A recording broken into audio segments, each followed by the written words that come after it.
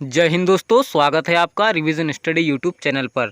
दोस्तों, जैसा कि आप जानते हैं कि आपकी एनटीपीसी सीबीटी 1 की आंसर की जारी हो चुकी है, तो मुझे आशा है कि आपने भी अपने आंसर की चेक कर लिया होगा। तो मुझे यह कमेंट में बताइएगा कि आपके कितने नंबर आ रहे हैं। तो दोस्तों, आज हम जिस टॉपिक पर बात करने वाले हैं, तो आपने यहाँ पर थंबनेल में देख करके पढ़ लिया होगा। एनटीपीसी में जिसके 40 से 50 मार्क आ रहे हैं, अब वे क्या करें। और इसके बाद दोस्तों, रेलवे ग्रुप डी के लिए कैसी तैयारी करें जिससे आपके मार्क कम से कम 60 से प्लस मार्क आपके आ जाए। तो दोस्तों, इन्हीं टॉपिक पर बात करेंगे, तो वीडियो को अंत तक देखिएगा। और जिन दोस्तों ने चैनल को सब्सक्राइब नहीं किया है तो सब्सक्राइब जरूर कर लीजिए रेलवे भर्ती पल पल की अपडेट के लिए। तो दोस्तों, सबसे पहले हम बात कर लेते हैं रेलवे ग्रुप डी। तो उसमें आपका मैथ्स, रीजनिंग, जीके और साइंस, यह कुल मिलाकर के आपका 100 नंबर का पेपर आने वाला है। तो मैथ्स का सबसे पहले आपको क्या काम करना है, क्यों जो हर चैप्टर है आपका मैथ्स का, तो कम से कम भी 20-20 सवाल आपको वहाँ के कर लेने हैं। जो मोस्ट टाइम पे क्वेश्चन है या जो प्रीवियस ईयर में उनके आधार पर क्वेश्चन आते हैं, तो आपको इतना तो करके बिल्कुल जाना ही जाना है, क्योंकि अब आपका एग्ज़ाम भी जल्द ही शुरू होने वाला है। अब इसके बाद बात कर लेंगे दोस्तों अपन रीजनिंग की। तो रीजनिंग में सबसे आपको काम क्या करना है कि आपको सिर्फ प्रैक्टिस ही करना है। क्योंकि दोस्तों, जहाँ रेलवे की बात की करी जाए तो रेलवे में जो रीजनिंग आती है तो वह उतनी कठिन नहीं आती है।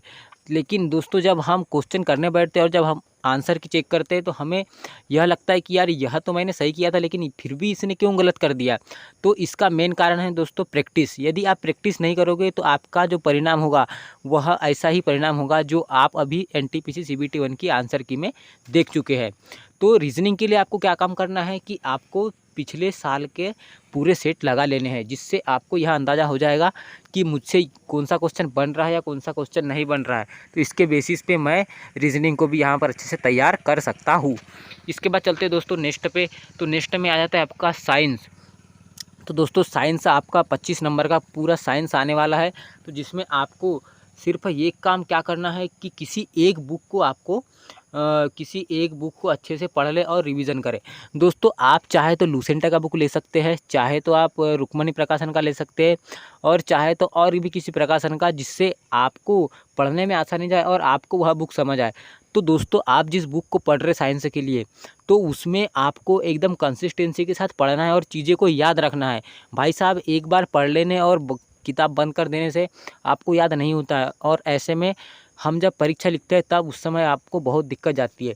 और यदि आपका पढ़ के हो जाए तो साइंस के बराबर 25-25 नंबर के आप सेट लगाए, या तो आप किसी यूट्यूब चैनल के माध्यम से भी सेट लगा सकते हैं। इसके बाद चलिए दोस्तों, लास्ट की बात कर लेते हैं जीके एंड जनरल अवेयरनेस। तो दोस्तों, इसमें आपका करंट अफेयर भी आता है और साथ ही साथ स्टैटिक जीके भी आता है।